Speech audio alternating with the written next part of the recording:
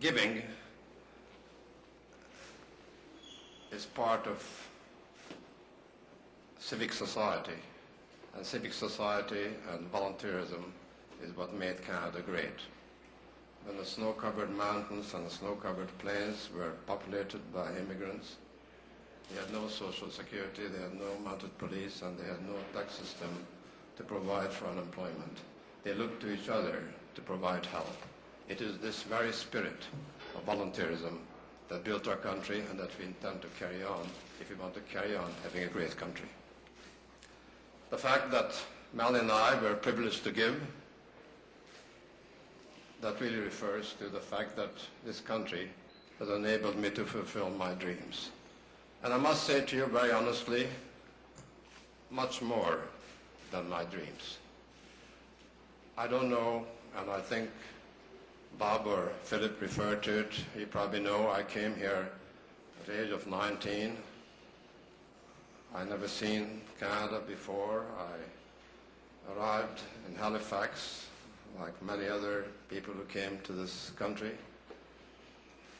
But I must say to you, and I had no friends, I barely spoke English, I had some high school English, and I didn't have the social infrastructure that most of my fellow Canadians had. But I had dreams, and I guess most immigrants who came to this country had dreams, and I had dreams as well. And maybe because I was, I don't know why, maybe genetically inclined to be ambitious, I had big dreams. I probably had no right to have big dreams. I neither had the talent, the brain, the education, or any of the other ingredients that would be needed to fulfill those dreams, but I did have the dreams.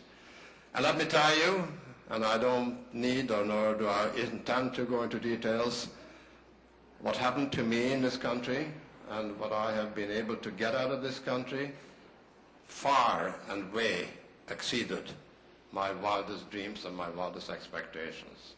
And as much as one like to believe that it's because of my unique abilities, talents, or competence, of which, believe me, I'm no more than average, the credit must belong to the infrastructure, to the social basis that this country has been able to create, the inclusiveness, the fact that someone can come here without speaking the language, someone can come here without contacts, someone can come here without any kind of knowledge of the country and create a barrack that today stands employing maybe 20,000 people in 5 continents as a purely Canadian enterprise and has become a hallmark of major Canadian corporate activity. That is not Peter Munk, that is not Greg Wilkins, that is not the 100 people. Of course we all paid part of it. It is a country, it is the environment, it is the legal system, it is all that civic society has been able to create over generations of trying. And let me tell you, like all human beings, I'm no different. We have a debt and we like to repay our debts. I have a debt. I have a debt of gratitude that is beyond my ability to articulate to you. The honorary degrees, the wealth, the recognition, and much more. This badge of honor, the fact that I can go anywhere and be proud of being a Canadian, I can go anywhere and be proud of having Barrack behind me, and I'm proud of having a social and economic system that has created opportunity for the millions of people. All that is something I intend to repay. All that every person who came here wishes to repay. And we're just privileged, Melanie and I, that we get the ability to do so today. The hospital was an obvious choice. You know, we each have to draw our own priorities, and when you got money, there are millions of opportunities to give money away. And all the causes, the thousands of causes that people canvass you for, are all commendable. They're all great. Culture, opera, ballet, theater, so on. It can go on forever.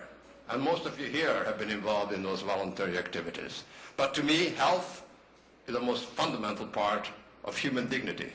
Health is the most fundamental part of human achievement. Health is the most important part of what human beings are all about, to achieve all their other ambitions, whatever they may be. And with health, to me, cardiac care, and maybe that's a highly subjective personal view, was very important. My grandfather, who at that time was the oldest immigrant to come to Canada, Peter Munk, God bless his name, came here at age 87, passed away in this hospital. My uncle, Nicholas Munk, who brought me here, was looked after in this hospital. And my father's doctors, before he passed away from cardiac problems, was looked after by this hospital. So when I surveyed the area, there was no doubt there's going to be this. There's no doubt there's going to be cardiac care. And there's no doubt that as time went on and I had more ability, I wanted to do something greater and better, and I was intending to do something that will distinguish this institution in perpetuity, I hope, as a center of true excellence.